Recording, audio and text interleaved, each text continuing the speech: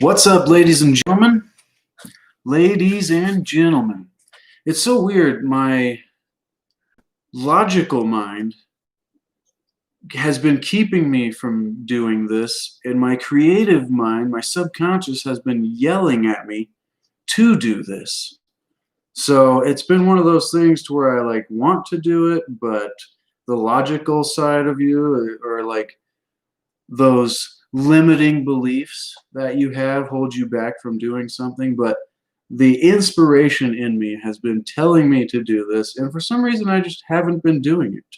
So we'll get to verse 2 of the Tao Te Ching in Wayne Dyer's Change Your Thoughts, Change Your Life. It's kind of weird. I've been really wanting to do it. I think about it all the time. I have time in the afternoon, get home from work or something, and I'm like, man, I should totally at least just take a couple minutes, to share some of the wisdom of the Tao.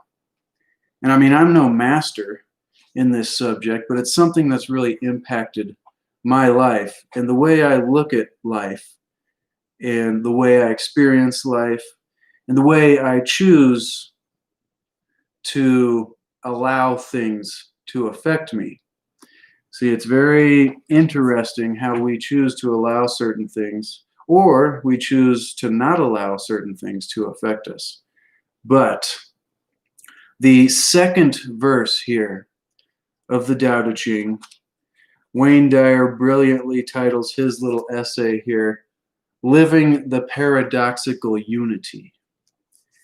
And that's one of my favorite subjects, is how duality is also a paradoxical unity, a dependence of both sides upon each other to exist. So you can't have the good things without the necessary bad things that develop those good things. That sounds kind of ridiculous, but I feel like there is just as much purpose in what we would label as bad things as to creating or giving rise to the necessity of good things. It's kind of deep, but let's go into this. So, second verse of the Tao Te Ching. Under heaven, all can see beauty as beauty, only because there is ugliness. All can know good as good, only because there is evil. Being and non-being produce each other. The difficult is born in the easy.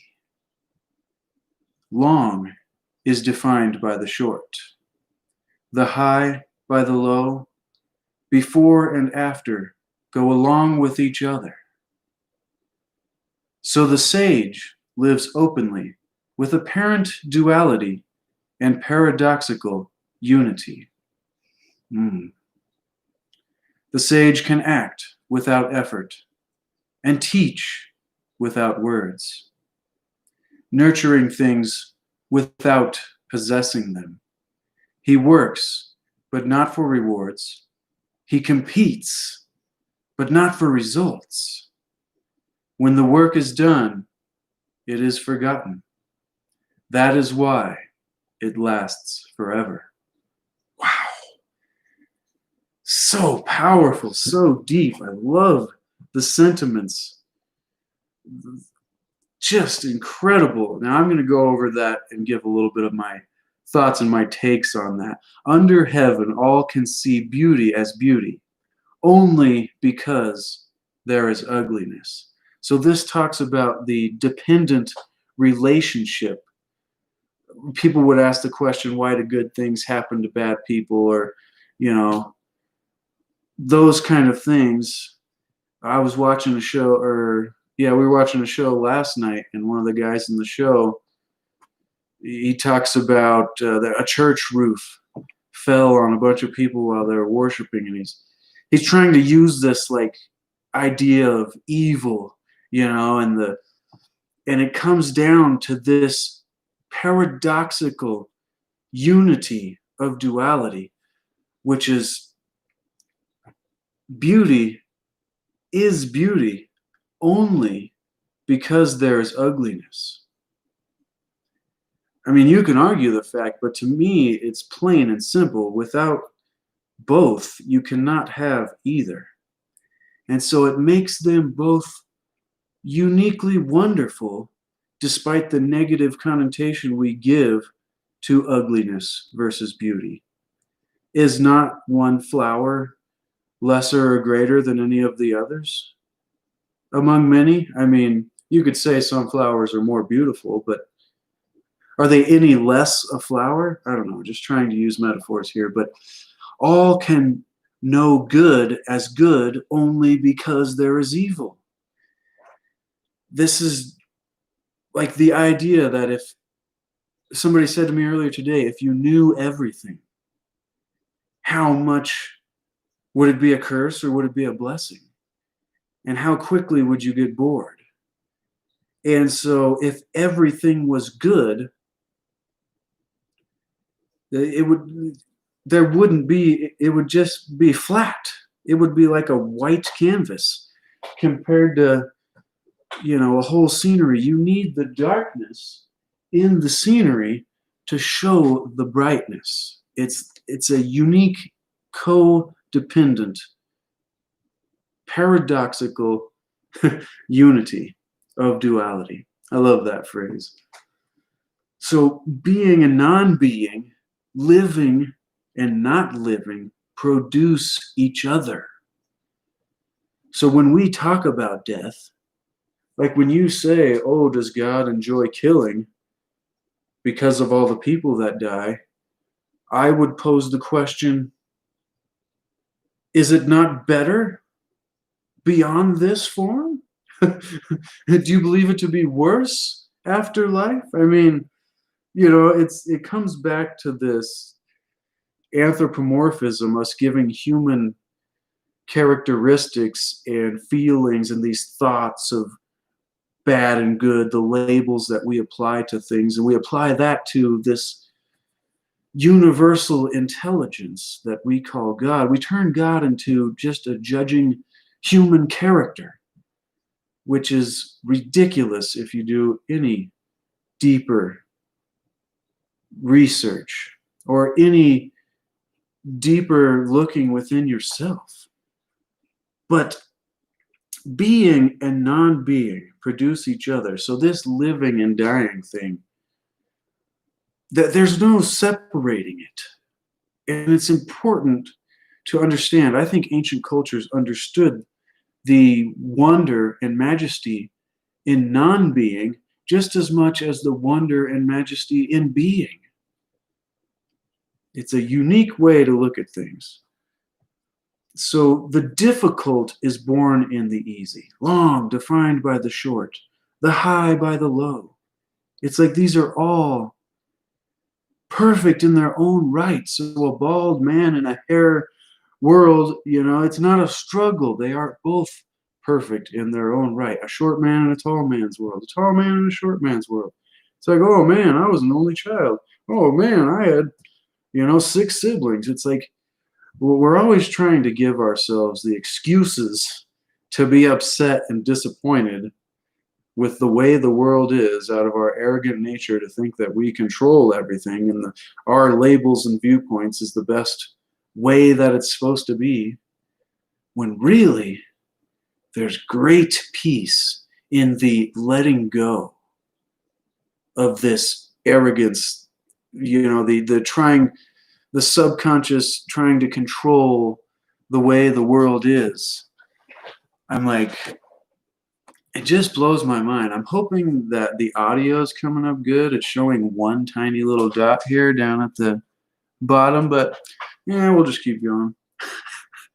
So the sage lives openly and with apparent duality and paradoxical unity. So this means once you can let go of that want to label and put everything into categories, like everything and control the universe, like to say that somebody's death was not actually a good thing down the road through the interweaving of millions and trillions, skip the billions, millions and trillions and different events down to the milliseconds that take place everywhere all the time in the moment, not the future or the past.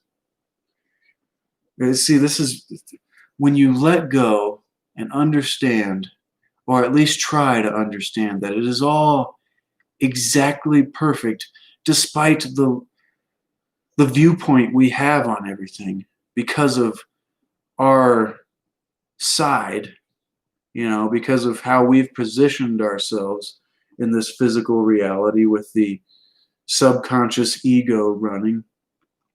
But the sage lives openly with apparent duality, so apparent good and bad, and paradoxical unity. So at the same time as good and bad, he lives with this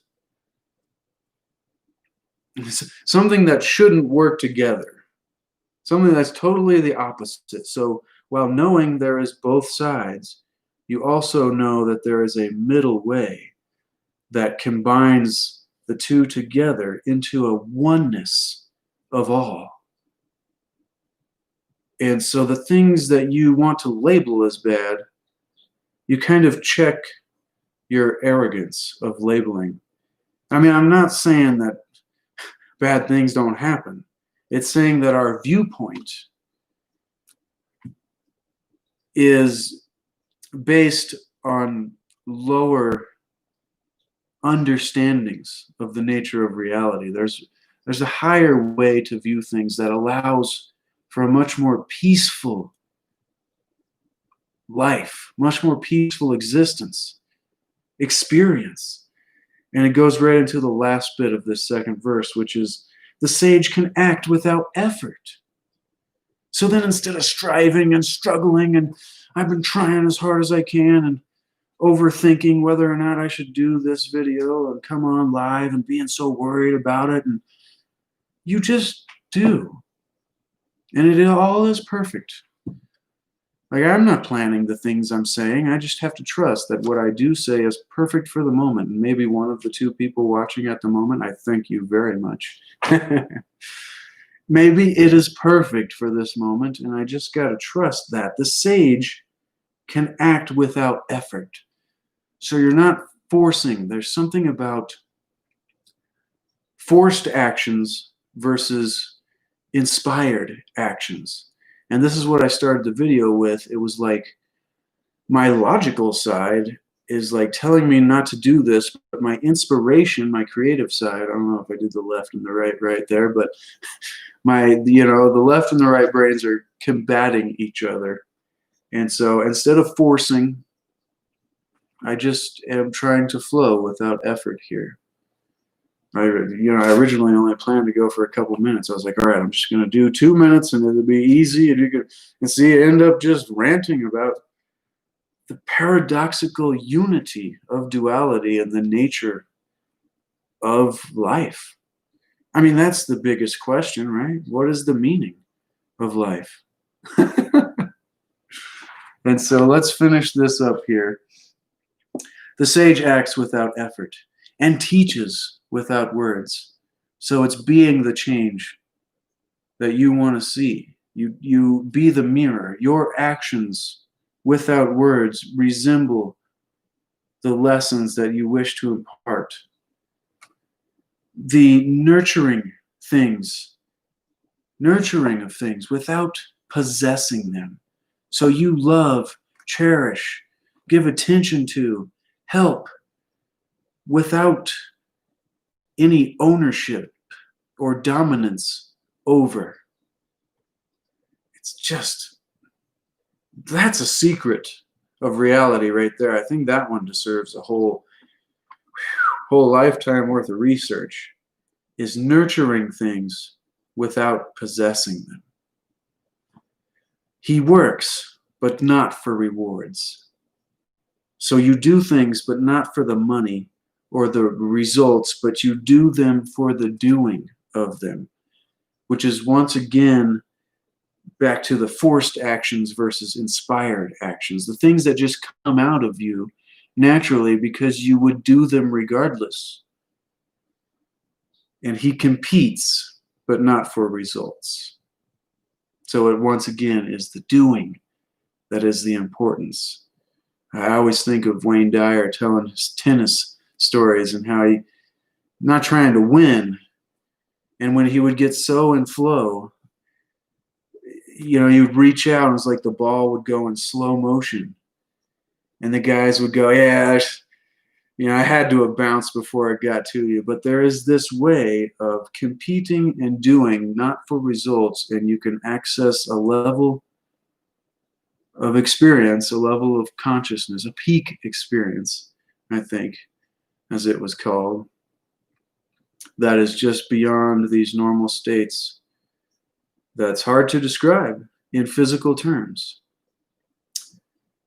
When the work is done, it is forgotten, and that is why it will last forever. And that's what I'm going to do with this video. I'm going to put it out there and forget about it. Hope that it lasts forever. I mean, I might have to come back and fix the description. I'm pretty lazy with my descriptions, but that'll get better over time. See, I already forgot the lessons that I was learning. Let's go back, just remind myself once more here. When the work is done, it is forgotten. That is why it lasts forever. Because he works not for rewards. We'll leave it there. I am Chase Corrington. This is the Chase Corrington YouTube channel, where we seek to achieve and maintain happiness through enlightenment, where we seek to discover the hidden mysteries of our reality, the hidden wisdom of the Tao, and the hidden wisdom of the universe, the hidden wisdom of the ages. There we go. But I'll be back in the future, ladies and gentlemen. I thank you very much for watching. It shows 2 up there, and if you 2 are there, I really appreciate you, whoever you are. I'll be back in the future with more interesting topics to throw your way.